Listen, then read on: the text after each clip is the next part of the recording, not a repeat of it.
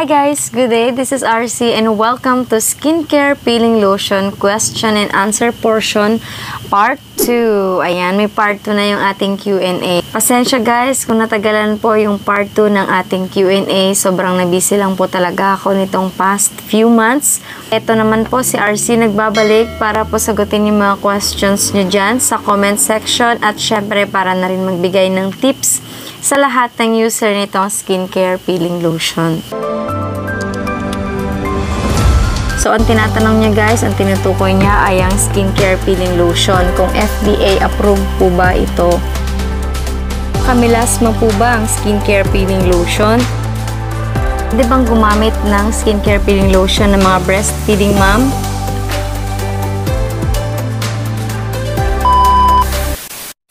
Bago natin simulan ang ating Q&A today, gusto ko munang i-flex ang bagong product na inilabas ni Skincare. Ito ay ang Peel and Renew Set.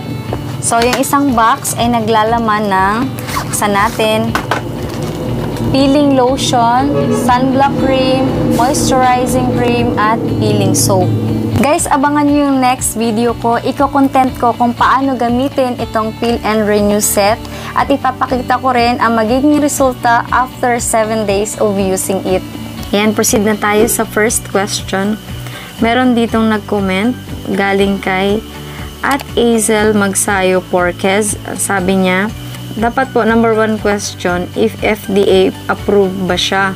So, ang tinatanong niya guys, ang tinutukoy niya ay ang skincare peeling lotion. Kung FDA approved po ba ito? Ang sagot ay opo, 100% legit.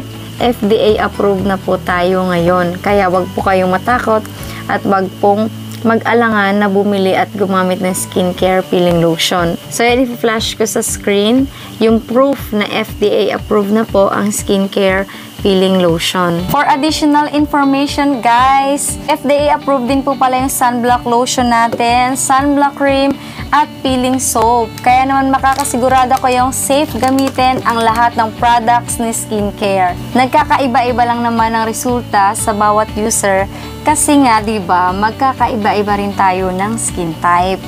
So okay na, let's move on to the next question. So ang tanong ay nanggaling kay @Curl&Sight. Ang tanong niya ay once a day lang po ba sa mukha? So, ang tinatanong niya ay kung once a day lang po ba yung paggamit ng skincare peeling lotion.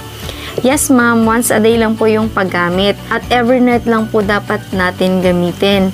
Kasi sa umaga, maglalagay ka po ng sunblock cream or sunblock lotion sa mukha mo para hindi po damage ng UV rays ng araw. Okay, ang next question natin. Ito yung tanong na lagi at madalas tinatanong sa akin ng mga breastfeeding mom. So, yung question na sasagutin natin ay manggagaling kay Ma'am Vanessa Marie Capiral. So, Ma'am, good day sa'yo and shout out na rin po sa'yo. Salamat po sa panonood ng aking mga videos. So, ang tanong ni Ma'am ay, pwede po ba sa breastfeeding mom? 9 months old na po ang baby ko.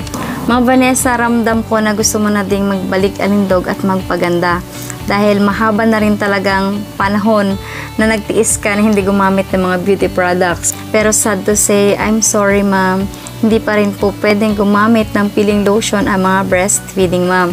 Ang retinoic acid na matatagpuan dito sa skincare peeling lotion o kilala rin sa tawag na retinoids ay hindi po recommended o hindi po inaalaw ng mga dermatologist na gamitin ng mga breastfeeding mom at ng pregnant woman. Kahit nga ba siya bawal gamitin? Dahil ang retinoids ay naa-absorb ng balat natin at humahalo sa dugo. Kaya malaki yung tsansa na madede ito ng sanggol.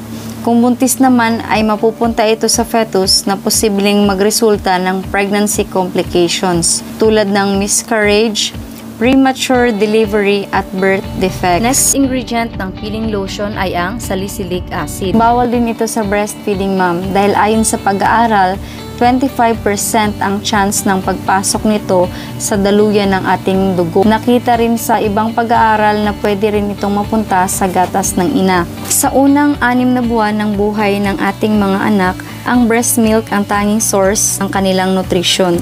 Kaya naman kung nagpapasa ito ng nutrition sa ating babies, ay maaari rin itong magpasa ng harmful chemicals sa kanila. Pero huwag kang malungkot, Ma'am Vanessa, dahil may mga products naman tayo na safe mong gamitin. Let's proceed to our next question na manggagaling kay Ma'am Jenny Vlog. So, ang tanong ni Ma'am, nakakamilasma po ba ang skincare peeling lotion? Sana masagot at mapansin po. So, Ma'am Jenny, ang sagot siya ay pwedeng oo, pwedeng hindi. Pero start muna tayo dito sa hindi. So, ang skincare peeling lotion natin, kapag gumamit nito, hindi po ito ang nagkukos ng melasma. Dahil ang tunay po talaga ng cause ng melasma natin ay yung too much sun exposure o yung sobrang pagbababad natin sa araw or minsan sa hormones na rin, pero kadalasan sa init po talaga. Ang skincare peeling lotion po ay finormulate o ginawa para po makatulong sa mga may case na melasma. Gumamit ka po nitong peeling lotion at sinunod mo yung tamang procedure, kaya po nitong alisin, paputiin ang melasma sa face mo, ma'am. Kaya sinasabi kong hindi po ito nagkukos ng melasma, kundi nakakaalis po ito ng melasma. Bakit nga ba sinabi kong oo na pwede itong makakos ng melasma? Kapag hindi mo siya partneran ng sunblock cream or sunblock lotion. Kaya lagi ko pa talaga ina-advise sa video ko na kapag gagamit ka ng peeling lotion, every night mo lang i-apply ang product na to. And then sa morning, gagamit ka ng sunblock cream or sunblock lotion. Hindi naman po ako nagsasabi na kailangan skincare lang talaga yung brand. Kasi kung hindi naman po talaga ito available sa lugar nyo, kung ano lang po yung available na sunblock sa inyo, basta may SPF 30 pataas ay pwede nyo pong gamitin. Lalo na po kapag nasa peeling stage kayo, mas nagiging sensitive po kasi yung balat natin.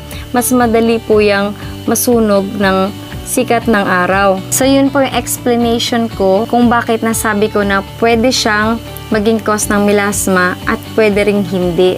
Nakadepende po yan sa paraan ng paggamit mo ng peeling lotion. Pwede niyo pong bisitahin yung aking channel at panoorin yung video ko dyan kung paano gamitin ng tama ang skincare peeling lotion. Again, maraming salamat po Ma'am Jenny Vlog sa tanong mo. Sana ay natulungan kita. Shout out sa'yo. Okay, for our last question ay manggagaling kay Ma'am Mabel Escabel. Hi ma'am, pwede po ba yung isang peeling soap, Rosemar ang i-partner? Salamat po sa sagot. So sa mga hindi pa po nakakakilala o hindi pa familiar sa soap ni Rosemar, ito po yung peeling soap ni Rosemar. Yan. Yes ma'am, pwede mo po itong gamitin, partner ng peeling lotion mo. Kagaya na sabi ko noon, any soap na available dyan malapit sa inyo ay pwede nyo pong i-partner kay skincare peeling lotion. Siyempre, iba pa rin talaga yung effect kapag yung mismong sabon po talaga ng skincare yung gagamitin mo. Yung ingredients nila, magkasundo yan para paputiin at pakinisin ka. Kaya nga sila pinag-partner eh. At syempre, mas nakakatuwa pa ngayon dahil meron ng one set ang skincare. Abangan nyo yung next video ko guys. Iba-vlog ko rin itong Peel and Renew set. Maraming salamat po sa lahat ng nagtiwala at palaging nanonood ng video ko. Kung bago ka pa lang dito sa video ko, huwag mong kalimutang mag-like at mag-subscribe sa aking YouTube channel para sa marami pang beauty tips. Maraming salamat. God bless you all!